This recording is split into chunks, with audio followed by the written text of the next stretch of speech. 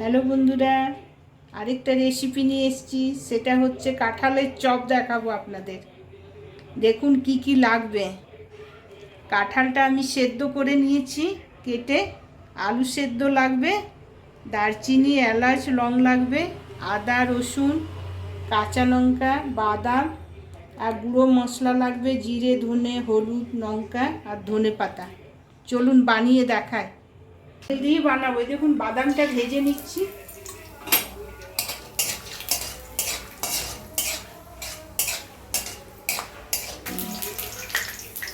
দেখুন ভাজা হয়ে গেছে, নামিয়ে নিচ্ছি।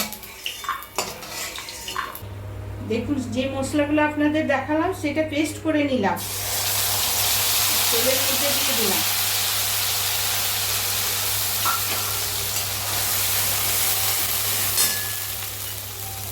গুঁড়া মশলাগুলো দিয়ে দিলাম।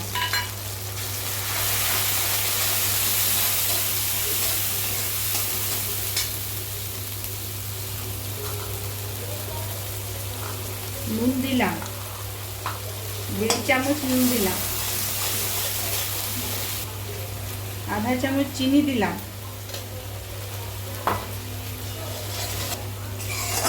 মশলাটা এখন তৈরি হয়নি, একটু ভাজা ভাজা হলে কাঁঠালটা দেব।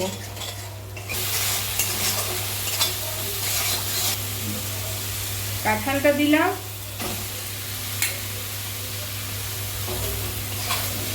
কাঁঠালটা একটু ভাজা ভাজা হলে আলুটা দিয়ে দেবো।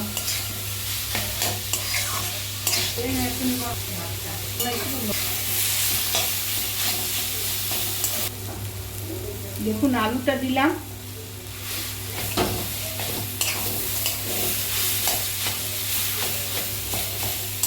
আলুটা দিয়ে ভালো করে নেড়ে ধনে পাতাগুলো দেবো। তাইলে দেখুন ধনে পাতাটা দিলাম। কাঁঠালের চপের মশলা তৈরি।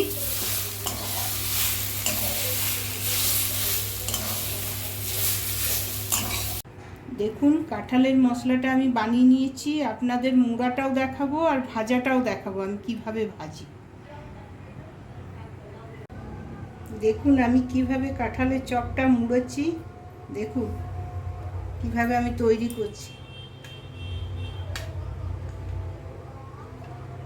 এটা রুল ময়দা ঘোল বানিয়ে রেখেছিলাম নুন দিয়ে, গোলমরিচ গুঁড়ো দিয়ে।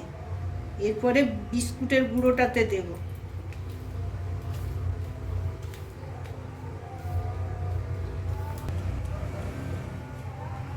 দেখুন দেখুন এইভাবে মুড়বেন। দেখুন এইভাবে মুড়েছি। এরপরে চলুন ভাজাটা দেখায়। দেখুন তেলটা গরম হয়ে গেছে।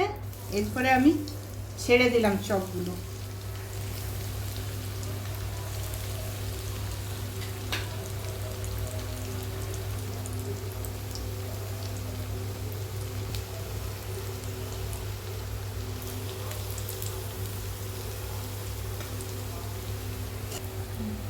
দেখুন ভাজা হয়ে গেছে, তুলে নিচ্ছি।